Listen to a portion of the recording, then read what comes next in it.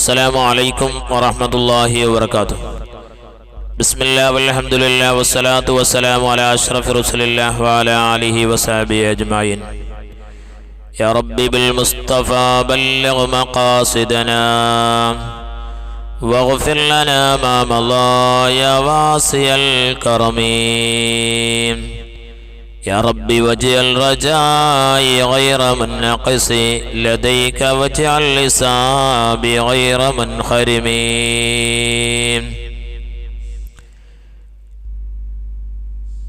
പ്രിയമുള്ള സഹോദര സഹോദരിമാരെ, മുഹിബീങ്ങളെ, ഷമീമെ മദീന അതിൻ്റെ മുഹിബീങ്ങളെ, ഹാദിമീങ്ങളെ, അല്ലാഹു സുബ്ഹാനഹു വ തആല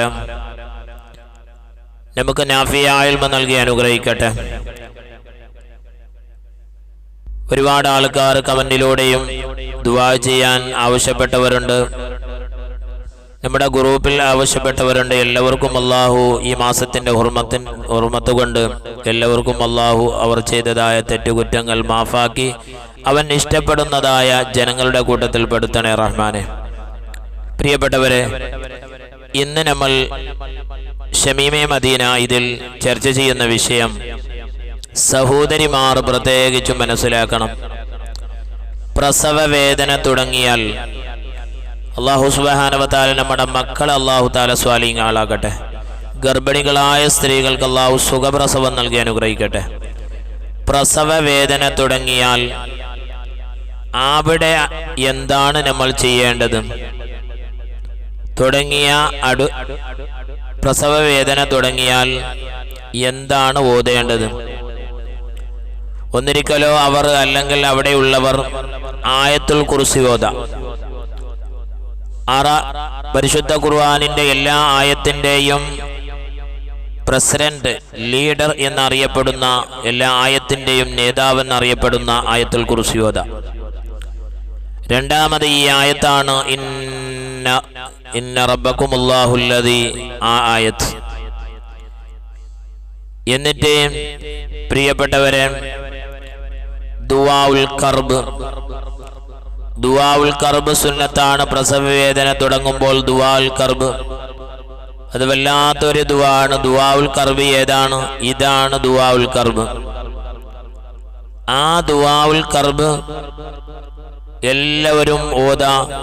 ആ പ്രസവ സമയത്ത് പ്രസവിക്കുന്നതായ ആ പ്രസവ വേദന തുടങ്ങുമ്പോൾ അവിടെയുള്ളവർ അല്ലെങ്കിൽ അവൾ തന്നെ.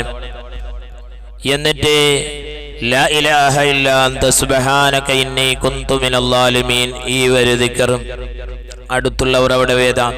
പ്രസവ വേദന വരുമ്പോൾ അതിന് മുമ്പായി കുറച്ച് വെള്ളം വരാറുണ്ട്. തലവെള്ളം, മാവു ത്വൽക്കിൻ എന്ന് പറയും.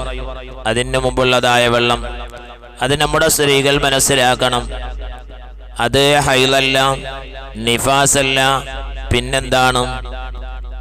ആ സമയത്ത് ആ കിതാബിൽ പറയുന്നത് കാണാം, മാവു ത്വൽക്കിൻ, പ്രസവ വേദന തുടങ്ങുമ്പോൾ ആ വെള്ളം. പ്രിയപ്പെട്ടവരെ, നമ്മൾ ആ സമയത്ത് 12 മണിക്കാണ് പ്രസവ റൂമിലേക്ക് കൊണ്ടുപോയത്. അവൾ പ്രസവിക്കുന്നത് 5 മണിക്കാണ് അല്ലെങ്കിൽ 8 മണിക്കാണ്. അതിന് മുമ്പ് വെള്ളം വരാറുണ്ട്.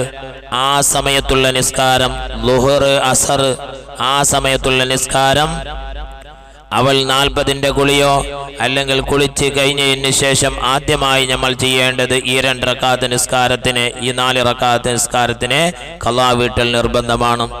മനസ്സിലായില്ലെങ്കിൽ നിങ്ങൾ ചോദിക്കാം. പ്രിയപ്പെട്ടവരെ, ആർത്തമുള്ള നിഫാസുള്ള സമയത്ത് അതിന് ശേഷം പ്രസവ രക്തം എന്ന് പറഞ്ഞാൽ പ്രസവിച്ചതിന് ശേഷം വരുന്നതായ രക്തമാണ് പ്രസവ രക്തം. അതിന് മുമ്പ് ഒരു വെള്ളം വരാറുണ്ട്. അപ്പോൾ ആ സമയത്ത് ഹൈദു അല്ല, നിഫാസും അല്ല. ആ സമയത്ത് നിസ്കരിക്കാൻ വേണ്ടി പറ്റുന്നില്ല. എന്നാൽ ആ നിസ്കാരത്തിന് പിന്നീട് അത് ഖളാ വീട്ടൽ നിർബന്ധമാണ്. പ്രിയപ്പെട്ടവരെ, ഈ കാര്യം പ്രത്യേകം സ്ത്രീകൾ ശ്രദ്ധിക്കണം. അല്ലാഹു സുബ്ഹാനഹു വ തആല നമുക്ക് നല്ല കാര്യം പറയുവാനും നല്ലത് ജീവിതത്തിൽ പകർത്തുവാനും അല്ലാഹു തൗഫീഖ് നൽകി അനുഗ്രഹിക്കട്ടെ. സംശയമുണ്ടെങ്കിൽ ചോദിക്കാം. ഇൻഷാ അല്ലാഹ് അല്ലാഹു തആല നമുക്കെല്ലാവർക്കും നാഫിയായ ഇൽമ നൽകി അനുഗ്രഹിക്കട്ടെ. അസ്സലാമു അലൈക്കും വറഹ്മത്തുള്ളാഹി വബറകാതുഹു.